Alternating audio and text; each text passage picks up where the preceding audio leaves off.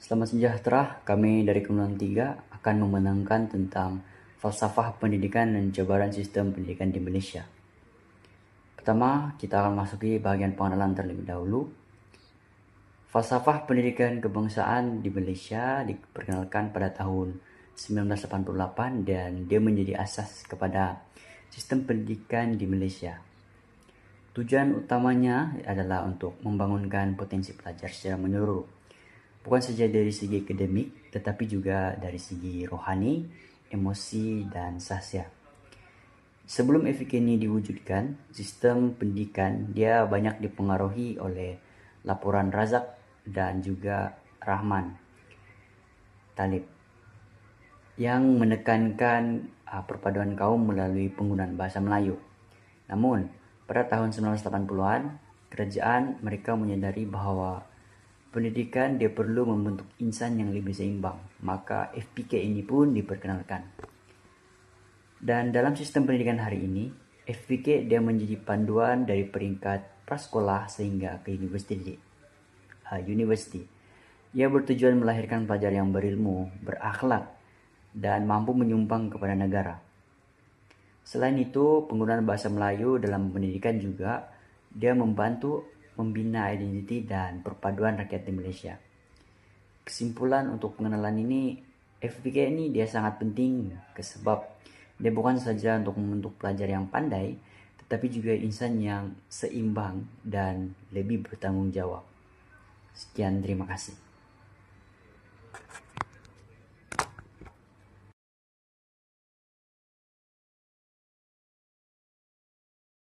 Pelan Pembangunan Pendidikan Malaysia atau PPPM 2013 sehingga 2025 merupakan satu pelan transformasi pendidikan nasional yang dirangka oleh Kementerian Pendidikan Malaysia untuk tempoh 13 tahun. Maklumat utamanya adalah untuk menjadikan pendidikan Malaysia setaraf dengan pendidikan dunia. Pelan ini terhasil daripada kajian menyeluruh yang bermula sekitar tahun 2011. Pelan ini melibatkan analisis data kebangsaan dan antarabangsa, perbandingan antara negara Malaysia dengan negara maju, melakukan lawatan sekolah dan melibatkan pelbagai pihak seperti ibu bapa, guru-guru, pelajar dan pakar pendidikan. Selain itu, dialog nasional pendidikan negara juga turut diadakan dan hampir 12,000 orang awam yang terlibat. Akhirnya, pada tahun 2013, PPPM diluluskan. PPPM mempunyai 5 aspirasi yang ingin dicapai, iaitu quality, equity, access, perpaduan, dan kecekapan. Selama 13 tahun yang lepas, pelaksanaan PPPM menunjukkan hasil yang positif. Menurut laporan tahunan PPPM 2023, sekolah berprestasi rendah dikurangkan sebanyak 68.2% dan sebanyak 93.5% murid layak untuk mendapatkan sijil pelajaran Malaysia. Ini menunjukkan kejayaan dan usaha PPPM untuk meningkatkan prestasi pendidikan kebangsaan secara keseluruhan. Sekian, terima kasih. Saya akan membentangkan tentang dasar pendidikan inklusif, pendidikan untuk semua. Pendidikan inklusif ialah pendekatan yang memberi peluang pendidikan yang adil dan sama rata kepada semua murid, termasuk murid berkeperluan khas untuk belajar bersama di sekolah arus perdana. Dasar ini selari dengan falsafah pendidikan kebangsaan yang menekankan pembangunan insan secara menyeluruh. Pelaksanaan pendidikan inklusif berasaskan nilai kesamarataan peluang, keadilan sosial dan penghormatan terhadap kepelbagaian murid. Melalui pendekatan ini, murid bukan sahaja memperoleh ilmu akademik, malah dapat membentuk empati, toleransi dan semangat perpaduan. Pendidikan inklusif turut membantu mengurangkan jurang sosial serta meningkatkan keyakinan diri murid berkeperluan khas. Dalam konteks pembangunan negara, dasar ini menyumbang kepada pembentukan model insan yang berkemahiran, inklusif dan berdaya saing di samping memperkukuh identiti nasional. Walau bagaimanapun, pelaksanaan dasar ini masih berdepan cabaran seperti perbezaan kualiti pendidikan antara bandar dan luar bandar serta kekurangan latihan khusus untuk guru. Kesimpulannya, pendidikan inklusif memastikan tiada murid tercicir daripada sistem pendidikan dan berperanan penting dalam membina masyarakat yang harmoni serta negara yang mampan. Sekian, terima kasih. Assalamualaikum warahmatullahi wabarakatuh. Pada slide ini, saya akan menerangkan tentang dasar STEM negara dalam sistem pendidikan Malaysia. Dasar STEM negara merupakan satu inisiatif kerajaan yang bertujuan untuk memperkukuhkan pendidikan dalam bidang sains, teknologi, kejuruteraan, dan matematik. Dasar ini diperkenalkan selaras dengan falsafah pendidikan kebangsaan yang menekankan pembangunan insan secara menyeluruh dari segi intelek, emosi, rohani, dan jasmani. Matlamat utama dasar STEM adalah untuk meningkatkan penyertaan murid dalam bidang STEM serta melahirkan generasi yang mampu berfikir secara kritis, kreatif, dan inovatif. Dalam dunia yang semakin bergantung kepada teknologi, kemahiran ini amatlah penting bagi memastikan murid bersedia menghadapi cabaran masa hadapan. Dari segi pendekatan pembelajaran, pendidikan STEM menekankan pembelajaran berasaskan projek, eksperimen, serta aktiviti hands-on. Pendekatan ini membolehkan murid memahami konsep dengan lebih mendalam, di samping menggalakkan kemahiran menyelesaikan masalah dan kerja berpasukan. Dari sudut kepentingannya pula, dasar STEM negara membantu melahirkan tenaga kerja yang berkemahiran tinggi dan berdaya saing. Hal ini secara tidak langsung menyokong keperluan negara dalam menghadapi evolusi industri 4.0 serta membangunkan ekonomi berasaskan pengetahuan. Sekian, terima kasih.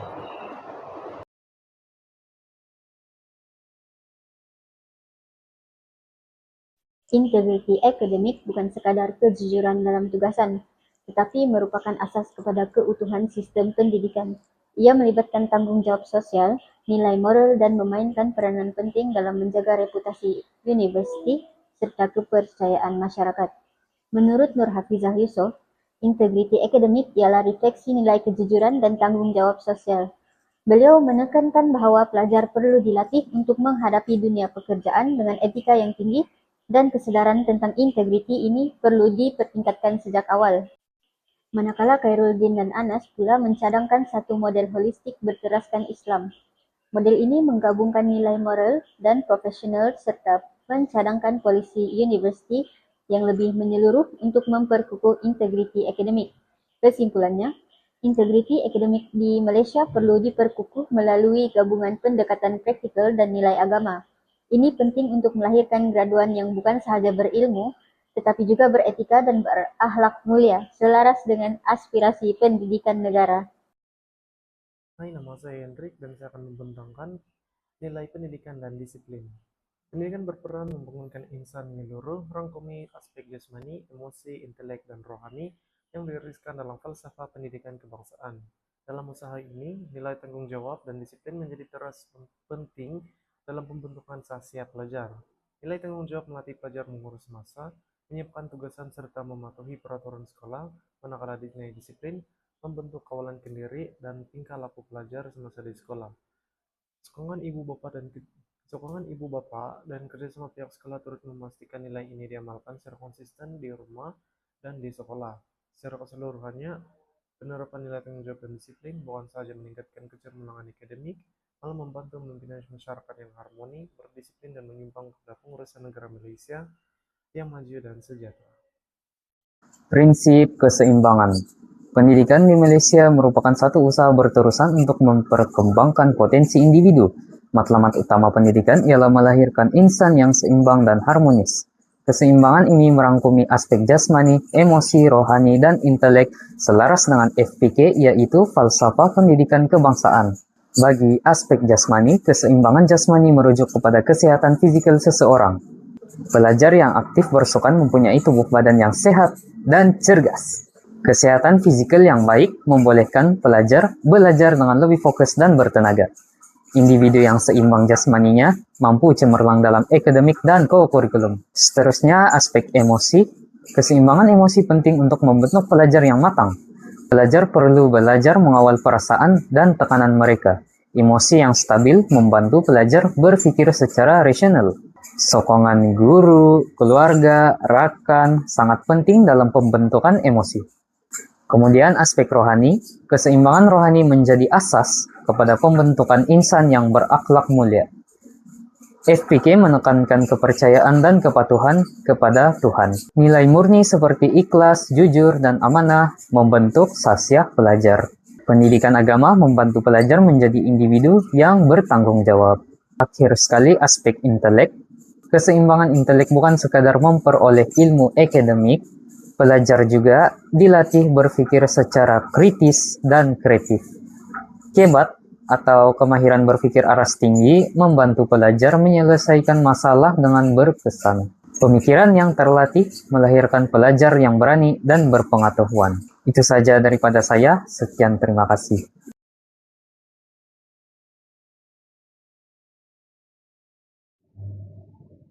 Hai, saya Fona Joydi. Pada hari ini saya akan menerangkan tentang peranan pendidikan dalam pembangunan masyarakat dan negara, yaitu meningkatkan pengetahuan dan kemahiran individu. Yaitu isi yang pertama adalah ilmu pengetahuan dari sudut akademik dan kemahiran individu, yaitu yang menekankan tentang keseimbangan antara penguasaan teori akademik dan penguasaan praktikal. Yang kedua adalah pendidikan kemahiran melalui Tibet, yaitu fokus kepada pendidikan dan latihan teknikal dan vokasional sebagai laluan kemahiran. Yang ketiga adalah pendidikan melalui akademik. Pendidikan melalui akademik adalah jalur akademik sebagai asas yang kukuh untuk pembangunan intelek. Bagi isi yang keempat adalah pembangunan negara melalui ekonomi. Individu yang berilmu dan berkemahiran menjadikan penggerak utama dalam memajukan ekonomi negara. Bagi isi yang terakhir adalah menyatu padukan kepelbagaian bangsa dan budaya. Pengetahuan bukan sahaja tentang teknikal, tetapi juga tentang menyatu padukan kepelbagaian bangsa dan budaya melalui persepahaman yang lebih baik. Itu sahaja daripada saya. Sekian dan terima kasih. Assalamualaikum dan salam sejahtera. Nama saya Hani dan saya akan menerangkan tentang peranan pendidikan dalam melahirkan tenaga kerja profesional. Pendidikan memainkan peranan yang sangat penting dalam membentuk individu yang berkualiti dan bersedia untuk alam pekerjaan. Melalui pendidikan, seseorang dapat memperoleh pengetahuan khusus dalam bidang yang diceburi. Pengetahuan ini menjadi asas utama untuk menjalankan tugas dengan lebih cekap dan berkesan. Selain itu, pendidikan juga membolehkan individu memperoleh sijil profesional. Sijil ini bukan sahaja mengiktiraf kelayakan seseorang, malah meningkatkan kepercayaan dan peluang untuk mendapatkan pekerjaan yang lebih baik. Seterusnya, pendidikan dapat meningkatkan kecekapan organisasi. Tenaga kerja yang berpendidikan mampu bekerja secara sistematik, mematuhi prosedur, dan menyumbang ide yang bernas untuk kemajuan organisasi. Pendidikan juga menekankan kemahiran teknikal dan insaniah. Kemahiran teknikal penting untuk melaksanakan kerja, manakala kemahiran insaniah seperti komunikasi, kerja berpasukan, dan kepimpinan membantu seseorang berinteraksi dengan baik di tempat kerja. Akhir sekali, pendidikan melatih individu untuk berpikir secara kreatif, kritis, dan cekap. Kemahiran ini sangat penting untuk menyelesaikan masalah, membuat keputusan yang tepat, dan menyesuaikan diri dengan perubahan dalam dunia pekerjaan. Kesimpulannya, pendidikan bukan sahaja menyampaikan ilmu, tetapi juga membentuk tenaga kerja yang profesional, berdaya saing, dan berkualitas tinggi. Sekian, terima kasih. Hari ini saya akan membentangkan tentang peranan pendidikan dalam pembangunan masyarakat dan negara. Antara peranan pendidikan ialah menyokong pembangunan ekonomi dan sosial negara. Aspek ekonomi, pendidikan melahirkan modal insan yang berkemahiran dan berpengetahuan. Melalui pendidikan formal tersebut, tenaga kerja dilatih dan dengan kemahiran teknikal dan digital yang diperlukan industri. Hal ini dapat meningkatkan produktiviti dan mengurangkan pengangguran serta menarik pelaburan asing.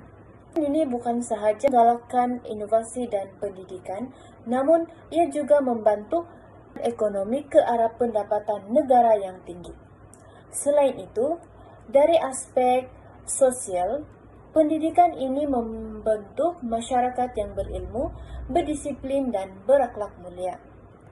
Hal ini juga, pendidikan ini bukan sahaja mengajarkan kita apa itu nilai perpaduan, namun pendidikan inklusif memberikan peluang pendidikan kepada semua golongan termasuklah golongan orang kurang upaya, yaitu OKU. Jadi, hal ini memberikan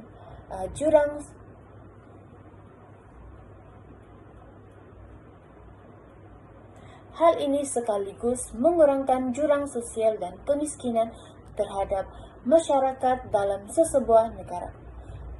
Sekian dan terima kasih. Salam sejahtera dan salam madani. Nama saya Feliciana Fuhien. Hari ini saya akan membentangkan tajuk saya iaitu pengukuhan identiti nasional melalui kurikulum dan kokurikulum. Kurikulum merupakan satu budaya dan ilmu pengetahuan yang membantu guru dalam mendidik pelajar. Mata pelajaran seperti sejarah dapat memupuk semangat cinta akan negara, bahasa Melayu sebagai bahasa perpaduan, dan simbol identiti nasional. Pendidikan moral dan pendidikan Islam dapat membentuk akhlak mulia dan nilai hormat menghormati antara kaum. Selain itu, kokurikulum merupakan aktiviti di luar bilik darjah yang memupuk perpaduan dan patriotisme. Aktiviti seperti unit beruniform dapat membentuk disiplin, kepimpinan dan semangat berpasukan. Sukan dapat menyemai semangat Malaysia Boleh dan sambutan Hari Kebangsaan dapat menanam rasa cinta akan negara. Sekali gabungan kurikulum dan kokurikulum. Gabungan ini saling melengkapi kerana kurikulum memberi asas nilai manakala kokurikulum memberi ruang pengamalan. Hal ini selaras dengan falsafah pendidikan kebangsaan, melahirkan insan yang seimbang dari segi mental dan fizikal. Dengan memperkukuhkan kedua-dua elemen ini, kita dapat melahirkan generasi muda yang berjiwa patriotik dan menyumbang kepada pembangunan negara. Sekian, terima kasih.